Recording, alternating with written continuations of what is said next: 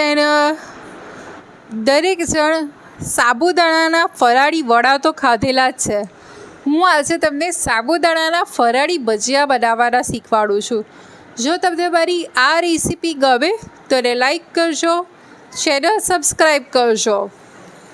Happy cooking, enjoy cooking. તો ચલો આપણે રેસીપીની શરૂઆત કરીએ. એના માટે આ રીતે મેં મીડિયમ સાઇઝના 5 બટાકા લીધેલા છે. એને પીલ કરી લેવાના છે. પીલ થઈ જાય બધા બટાકા એટલે આપણે એને કુકરમાં આ રીતે 2 ટુકડા કરીને એડ કરી લેવાના છે. તમે આ બટાકાને પીલ કર્યા વગર બી બાફી શકો છો.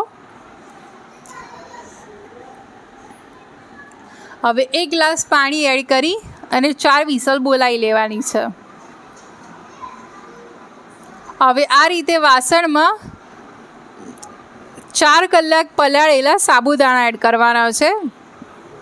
અને આપણે આ જે ભજીયા બનાવતા હોય એ સાબુદાણાને આપણે બહુ ડ્રાય નથી રાખવાના, થોડા ઢીલા પડતા રાખવાના છે. હવે આપણે એમાં 1.5 ચમચી લીંબુનો રસ, સ્વાદ પ્રમાણે મીઠું, 2 ચમચી સિંગદાણાનો પાવડર, 2 ચમચી લીલા મરચાંની પેસ્ટ, 1.5 ચમચી ખાંડ, લાલ મરચું,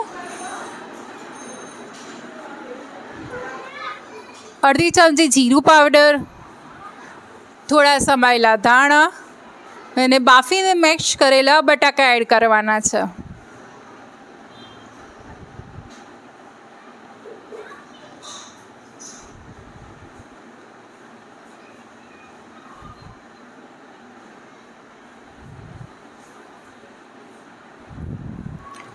બધી વસ્તુ સરસ મિક્સ કરી લેવાની છે.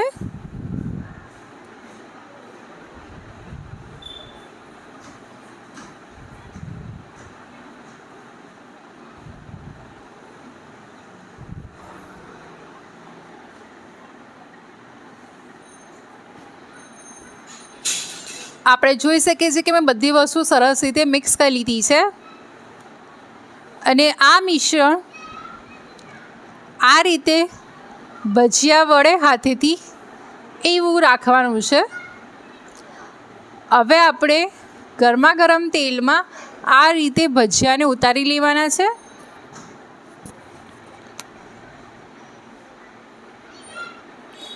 આ ભજીયાને મીડિયમ ફ્લેમ પર બધી સાઈડથી ક્રિસ્પી થાય ત્યાં સુધી એને તળી લેવાના છે.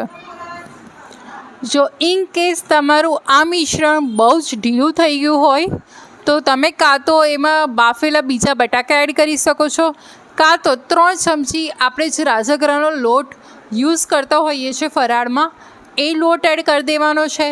કાં તો તમે જો ફરાળમાં આરા લોટ ખાતા હોય તો તમે 2 ચમચી આરા લોટ એડ કરી દેશો તો આ મિશ્રણ ભજીયા બનવા માટે પરફેક્ટ થઈ જશે. તો આપણા ટેસ્ટી એવી ફરાળી સાબુદાણાના ભજીયા બનીને રેડી થઈ ગયા છે. એને ગરમા ગરમ સર્વ કરીશું. એની સાથે આપણે દહીં સર્વ કર્યું છે. તમે ધાણા ચટણી, ખજૂરની ચટણી સાથે બી એન્જોય કરી શકો છો. તો તમે આ ઉપવાસમાં આ ફરાળી સાબુદાણાના ભજીયા બનાવો અને કેવા લાગ્યા કોમેન્ટમાં જણાવજો. આવી બીજી ટેસ્ટી રેસીપી સાથે ફરી મળીશ. આવજો. જય શ્રી કૃષ્ણ.